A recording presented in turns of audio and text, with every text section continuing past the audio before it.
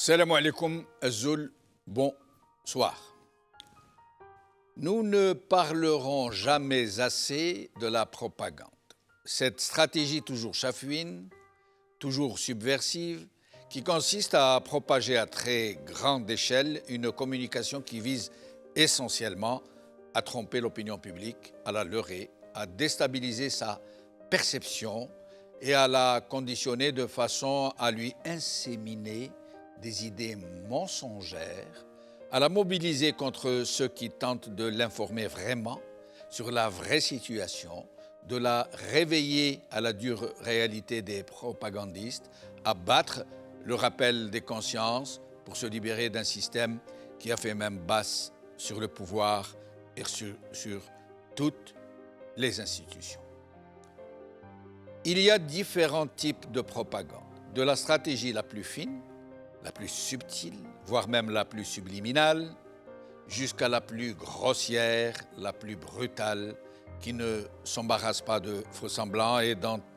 la principale technique consiste juste à marteler le mensonge et à le marteler encore, inlassablement, en usant de tous les médias mobilisables, de tous les relais mercenaires, jusqu'à réussir à abrutir les consciences, à les neutraliser, à les anesthésier, à les zombiser. C'est souvent le cas du régime algérien qui use d'un formidable potentiel médiatique, en plus des milliers de relais Internet qui procèdent d'un tir nourri et incessant sur les cibles les plus fragiles, toutes celles-là qui ont été laborieusement conditionnées pour rester manipulables, pour servir de bosba à Lazareg, d'anti-hirakistes, de pro-juntes, dont la perception a été travaillée au point où elles confondent patrie avec régime, mafiocrate avec la guerre de libération, une junte prédatrice avec l'ALN, des partis politiques serviles à des alternatives politiques. Et inversement, les hirakistes à des mercenaires de ceux qui cherchent à détruire le pays, les vraies élites de l'opposition à des agents de la main étrangère, les légitimes revendications du Hirak en menées subversives.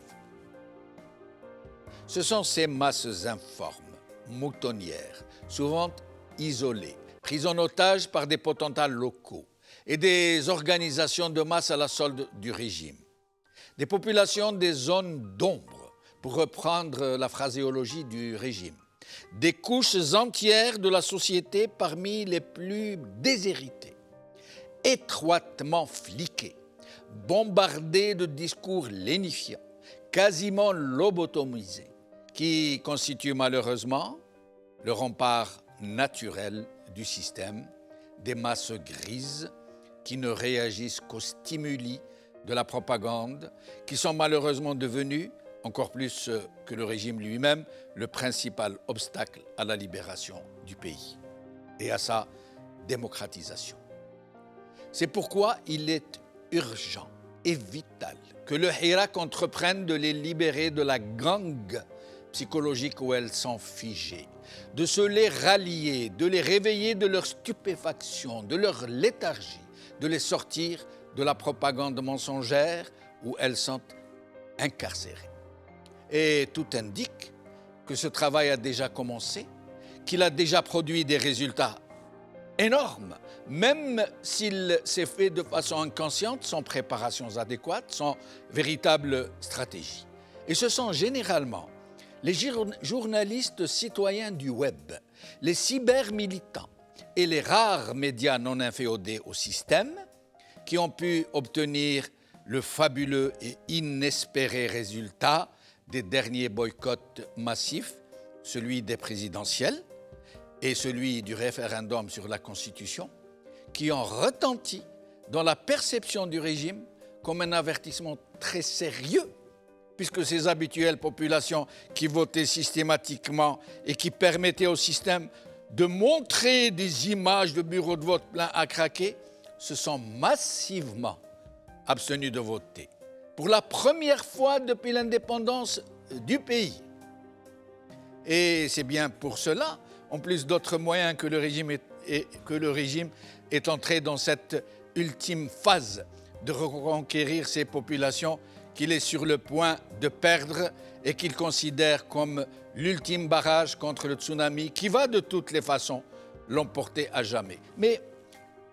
regardez ces images de bureaux de vote tellement vides que le régime a dû recourir à des militaires en civil pour voter à la place des électeurs. Regardez.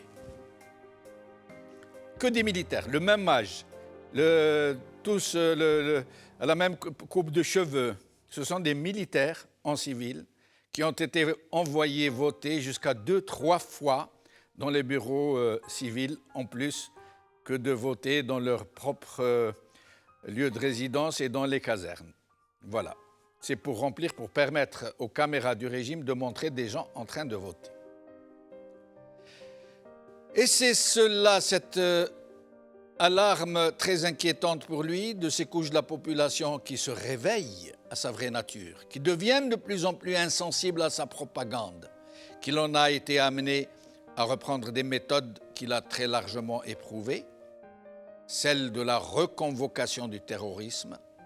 de l'agitation des épouvantails, de l'agitation des peurs et surtout de recourir à un scénario catastrophe qu'il menace très sérieusement de mettre en branle, une guerre limitée avec le voisin de l'Ouest pour détourner l'attention des Algériens et les souder derrière lui contre un ennemi tout trouvé. Il ne fait aucun doute que ce scénario catastrophe est déjà en marche et qu'une stratégie de communication est en gestation pour préparer l'opinion publique, la conditionner, la mettre face à une autre tragédie qui va lui tomber sur la tête. Une sorte de méga contre-feu pour éviter de perdre le pouvoir et le voir restitué à un peuple qui attend son heure patiemment, mais avec une inébranlable détermination. Mais comme ce régime est dans une éperdue fuite en avant, devant des échéances très menaçantes pour sa survie, il en est arrivé à ne plus pouvoir évaluer la situation de façon apaisée, un tant soit peu raisonnable. Il ne voit plus que les sombres perspectives de faillite généralisée pour un système rentier qui ne saura pas de toute façon se retourner, ni même trouver des fonds par le truchement de l'endettement extérieur, vont très certainement lui être fatales. Il est réellement en fin de ressources. Et très bientôt, beaucoup plus tôt qu'il ne croit lui-même, il ne pourra même plus arroser ses propres relais, ses propres soutiens qui ne fonctionnent qu'au graissage intensif des pattes et qui seront très certainement les premiers à se retourner contre lui.